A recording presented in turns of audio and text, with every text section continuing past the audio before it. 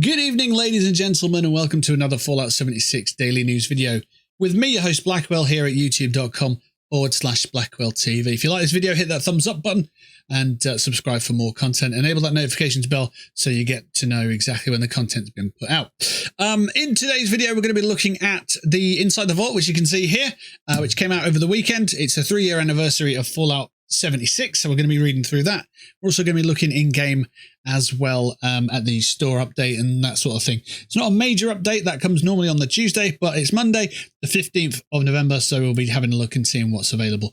Apparently, there are free items all week this week, so it'll be interesting to see what they're about. But first of all, we're going to start off with this document here. Fallout 76 Inside the Vault Anniversary Stats, Limited Preview, and more. Now, you'll know that the Gold Rush and the Purveyor's Mystery Pick have been, going on this weekend. I believe that's probably concluded now, so we won't really dwell on those parts of this Inside the Vault, but we will talk about the other bits and pieces that are in here, including the PTS pennant, which you can get at the moment. So welcome back to Inside the Vault. This weekend, it's Fallout 76's third birthday, and in celebration of spending 3 years in Appalachia together, we're excited to share some lifetime community stats with you. We've also got reminders about Fallout First Limited Preview, which is in the last day now because that's going to finish tomorrow, if it hasn't already finished today. But yeah, there you go. The camp pennant for PTS playtesters. So if you obviously see you've got Fallout 76 on PC through the Bethesda launcher, you can use that, and other in-game activities this weekend, which we've just spoken about. This Sunday, November 14th, so yesterday in fact, marks the third anniversary since many of us stepped foot outside the cozy confines of Vault 76 for the very first time. Now, more than 11 million players have joined in a combined effort to rebuild Appalachia, conquer the Scorched Plague, collect as much legendary loot as you could find, and so much more. Do you guys remember collecting the was it a T-fuse? And then getting the the blood of a ghoul or something? Oh, and then something off a mole rat, and then going down to AVR Medical and doing that little thing. Do you remember that? God, such a long time ago. But obviously, if you're a new player, you might have to do some of that anyway. I think they simplified that quest because it was bugged at one point. But anyway, I digress. In celebration of the community reaching this milestone, and because we love digging into some fun stats, I'd like to share a few numbers and bits of info about the community that we thought you might find interesting. From the most popular items sold in player vending machines to the deadliest enemies in the Wasteland and beyond, here's a look at some of the stats from the launch of Fallout 76 until now. So before we jump into these stats, which are just going to be novel really, think about this. If they've collected this data, what data haven't they shared with us that they've collected? There's so much information that you can obtain from these games. And, you use that feedback. I'm sure the developers will use that feedback to direct the game in certain ways and push it in certain instances and perspectives and that sort of thing. So, yeah, don't just look over these numbers as just random statistics that someone may have just made up or, they have actually got the details for. And just think about the things that we'd like to know, like how many nukes have we launched? If we weren't tracking them ourselves, we won't know. How many bullets have we fired? That kind of thing. So yeah, here we go. 11 million users. I'm guessing that's rounded because it's 11 million. It might be 11 million and 12. I don't know. Who knows? Daily ops completed 14,830,994. Nice. Average completion times for Decryption and uplink are just over 8 minutes. Wow. So the average is not Elder rank. Interesting. Average time to defeat, 24.97 minutes. Top 3 creatures killed in-game. Scorched, Feral Ghoul, and Supermune. No sign of Mole Miners in there. Cool. Okay. I guess Supermutants are in there because of the XP.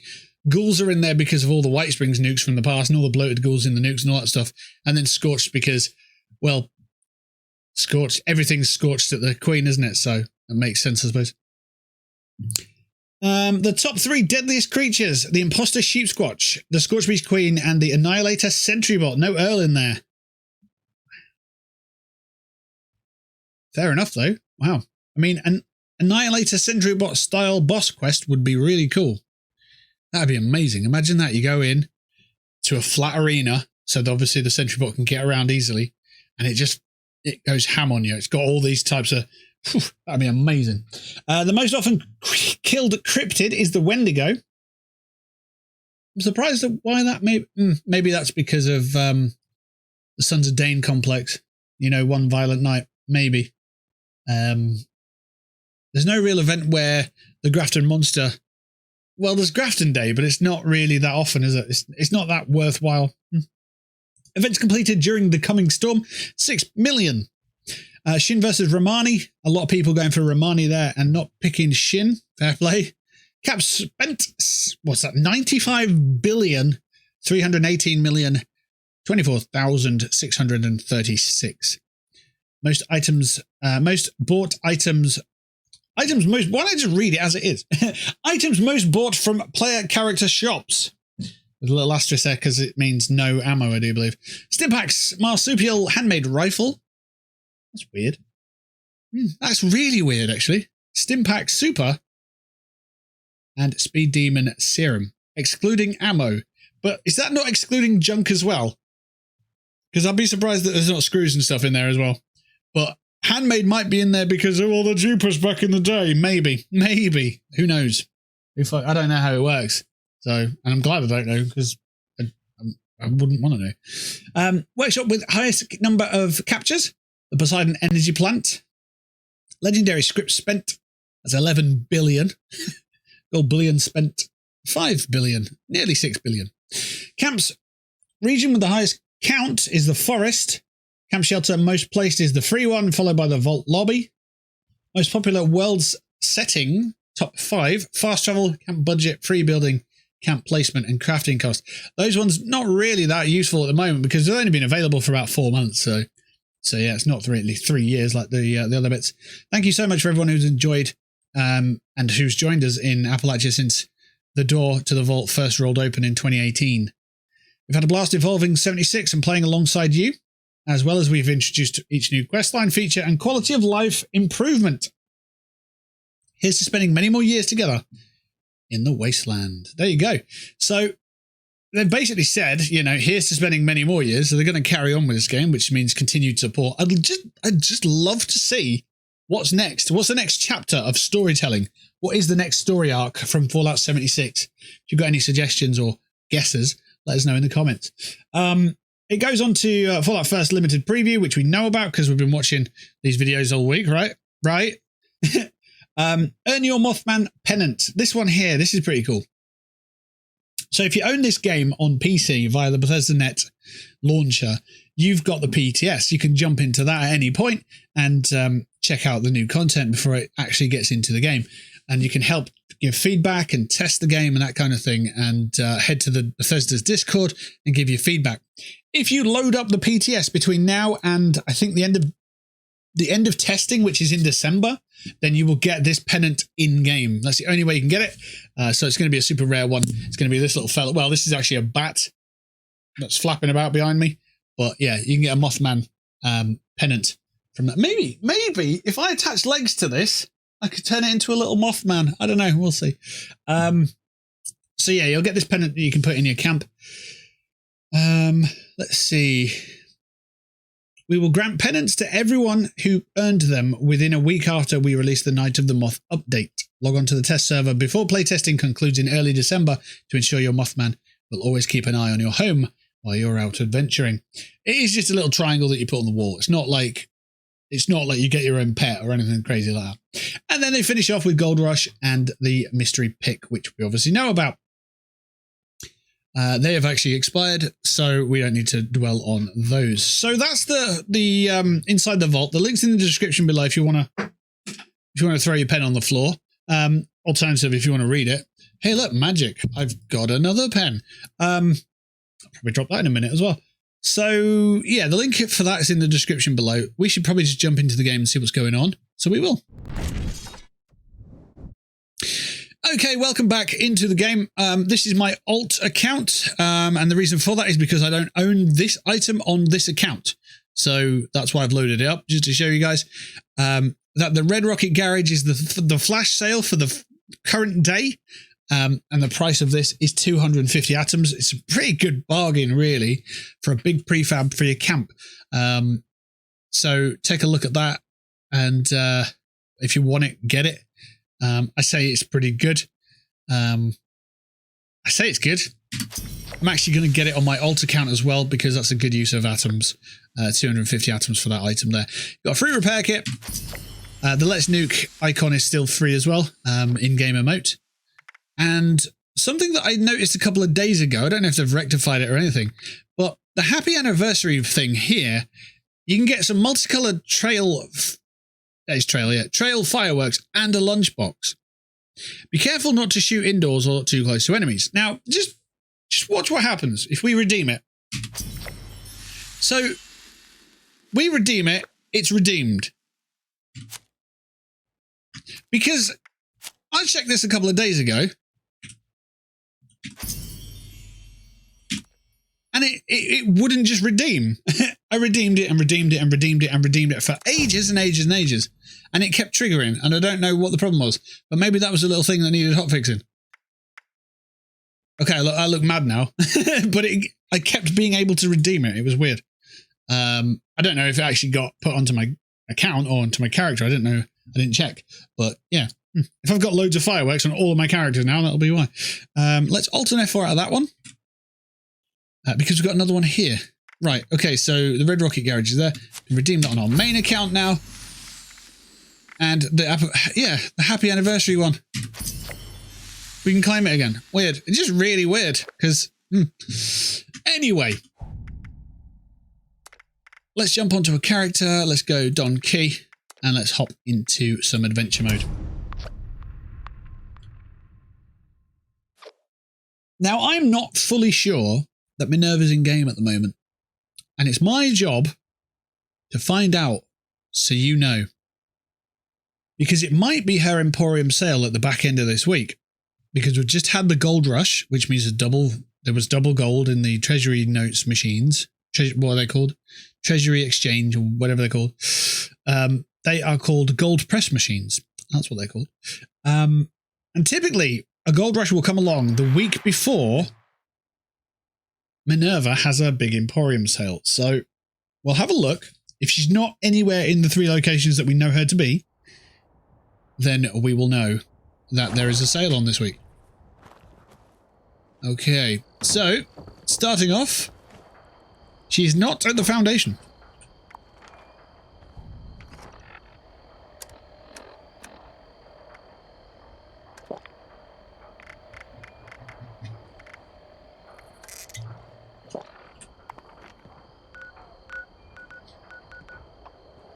Up to Fort Atlas. Let's see if Minerva is there. I feel like I already said Purveyor earlier, but I meant Minerva.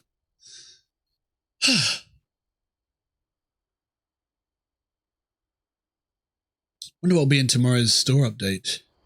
I reckon it'll be more sort of Thanksgiving style stuff. Let's see. Minerva is not at Fort Atlas. Interesting. I really miss playing this game for extended periods of time. I really do. I don't have much time to play games nowadays. When I finish work, it's 11 PM. I put this video out at midnight. I've got to go get some food as well. And then I've got until about 5 AM to wind down. I mean, when you're streaming for a long period of time, you'll get tired and fatigued, but if you play for a couple of hours, you don't really get tired. At the crater, Minerva is not here either, which signals to me that Minerva is going to be doing an Emporium sale from Thursday. So just bear that in mind, that we've got that community event coming soon. Let's just take a look at the calendar. Is this the right calendar? No. Okay, let's have a look for the other calendar. It's that one there, isn't it? Oop. Okay, so we're into November. This weekend coming will be, what, the 21st? So, bear with me a sec. There we go. November 14th is the 3-year anniversary, so it's the one just below. So it's level here, but a bit further on. Double score, caps of plenty, and double mutations weekend with Big Minerva sale as well, or Minerva's big sale. So double score, caps of plenty, and double mutations weekend Big Minerva sale. Let's have a look at those then. Double score.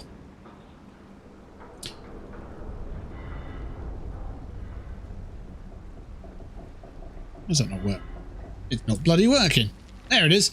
Double score, rank up and claim your season rewards more quickly by earning double score from your daily challenges.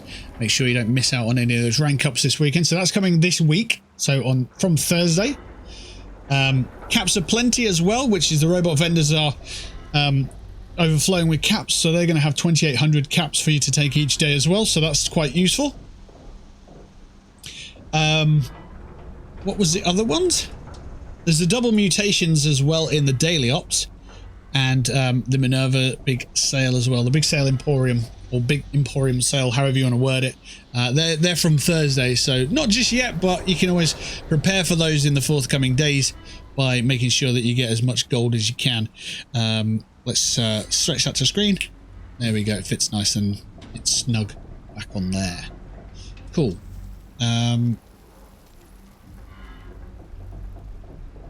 Good. So that's the state of Minerva at the moment.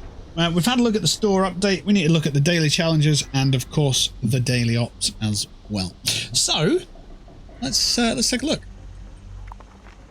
Start with the daily ops. And it's looking... Ooh, what we got here? Cultists. So we're looking at Decryption with the Cultists in the Watoga High School that can only be killed by melee, so take your melee attack, and deadly armor piercing attacks as well. So if they spot you, they can have you. But if they don't spot you, you still have to melee them, so you have to get up close to them. Or you could use a shredder or something like that. So it's a nice little challenge, that one. If you did that solo, you could probably have a bit of fun with it if you don't take it as a bit of a chore. You know, if you're really fed up with the daily ops by now because there's only 2 different mission types, then it can be seen quite as a chore. But I think if you just took that as it is, hopped on a solo team and just went in there stealthily, you know, going around wave attack after wave attack, and then boss obviously, you could probably have some fun with that. You might not get Elder rank, but if you can get Elder rank first and then go back and do it again, that might be quite cool. I just looked at my caps and I thought that I'd spent some atoms, but it's no, the atoms are just underneath. Never mind. Okay, so that's your daily op. It's not too bad.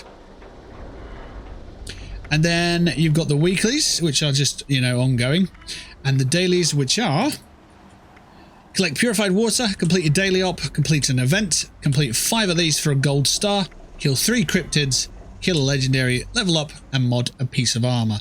So modding a piece of armor is incredibly easy to do.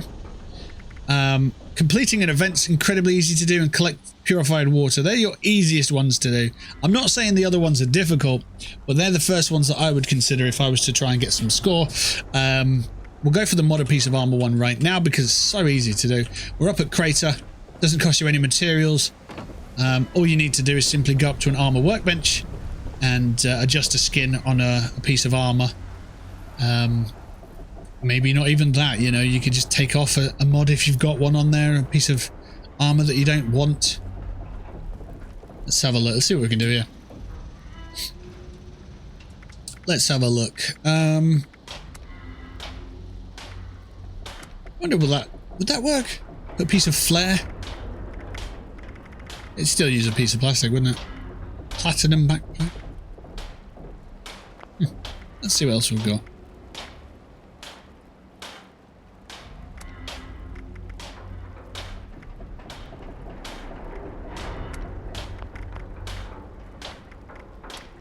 Typically changing the paint on something. There you go.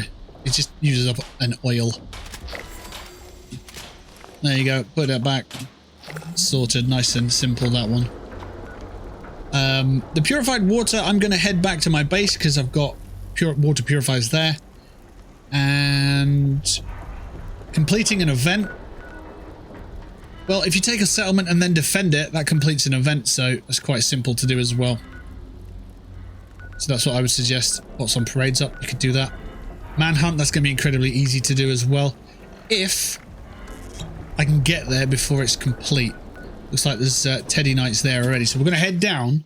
I'm going to allow Teddy Knight to complete the event if they're going for it. But just being in the area helps you, you know, to complete the event. So we'll do that. And I don't think there's going to be a legendary there, so it's not going to be that much, you know, that we're missing out on if we don't kill Mad Dog Malone. But of course, if the other player isn't in the area, or if they've moved on, or they don't want to do this, then it looks like they are already trying it.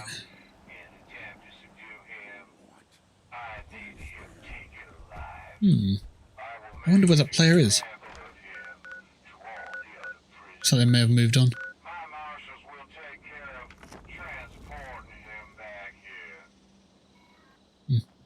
Okay. Well, what I'm going to do is I'm going to try and go for an aerial attack. Hey, look at this.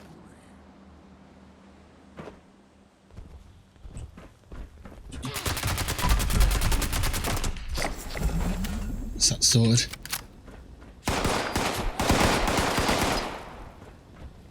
My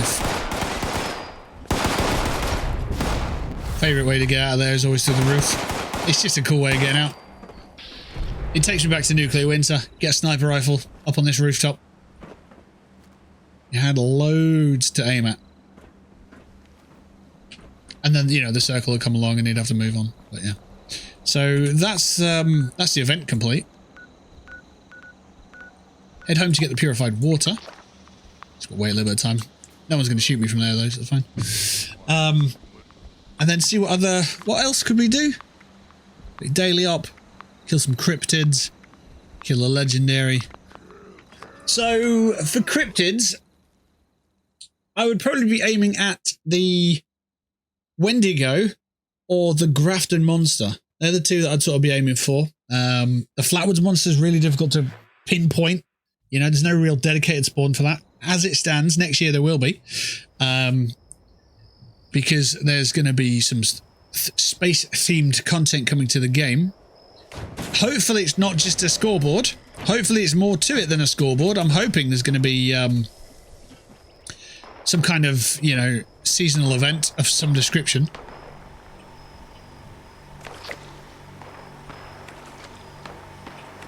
There we go, that's sorted.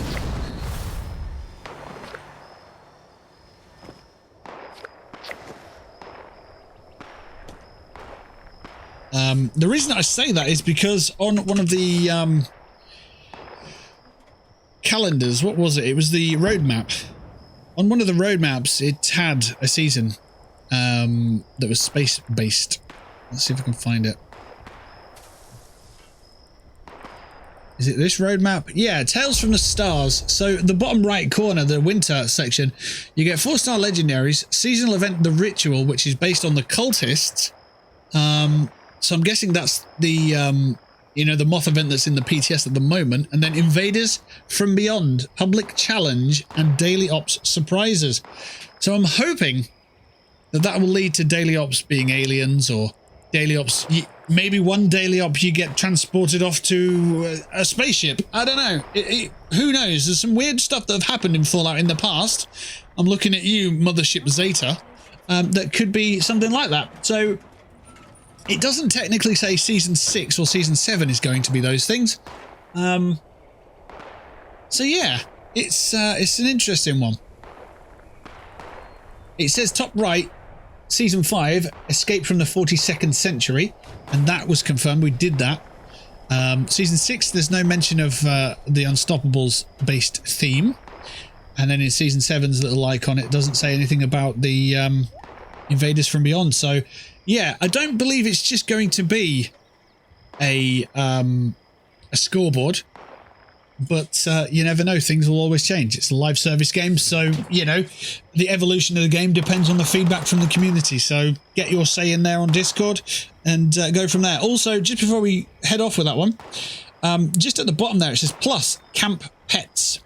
So maybe it's not just that scrap collector, you know, Fetchtron, whatever it's called, from the scoreboard. Maybe there's actual cats and dogs on the way. There's the Trans Dogrifier from Fallout 4. They're assets that could be utilised in game. There's a whole bunch of dogs in that one. So yeah, who knows? Also, just a little thought that I had over the weekend. with Skyrim being 10 years old and they're rebundling and upgrading that the special edition to the anniversary edition, they could do the same with Fallout 4.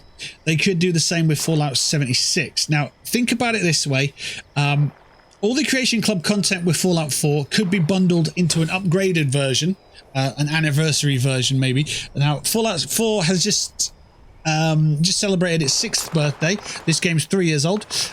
So it tends to be this type of year that the anniversaries of these games occur. So maybe in 4 years' time, maybe we'll see a big Creation Club surge that's added into Fallout 4. Maybe, you know, I wouldn't rule it out. Certainly not. In terms of remasters, I'd love to see some of the games being remastered, like Fallout 3 and New Vegas. But, however, I would love to see games like Fallout 2, Fallout 1 get the 3D treatment.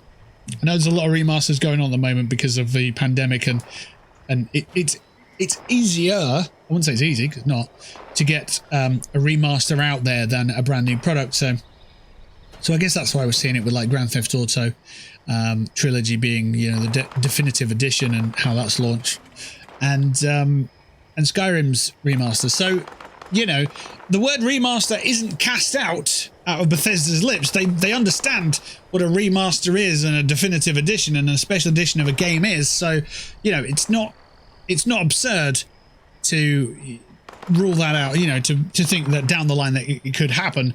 And obviously being under the Microsoft umbrella, they've obviously got a lot of friends now with Obsidian under there as well. So who knows what the future has, but it'll be quite exciting. And that's for other projects. Obviously this project, it's still being worked on, it's still being supported. So for the next few years, this is going to be a fun game, and hopefully it'll be good to see the evolution of this game. So let us know what your thoughts are on the game and of Bethesda's sort of just general wheelhouse. I think it's safe to say that Bethesda Game Studios have put out the best RPG of all time with Skyrim, and so obviously they know what they're doing with that sort of thing, and you know, hopefully they can add some more of that flair to Fallout. So yeah. Anyway, I'm out of here. Take care of yourselves. Peace and love to you and yours. Thank you for watching, and have a great night. Been a pleasure.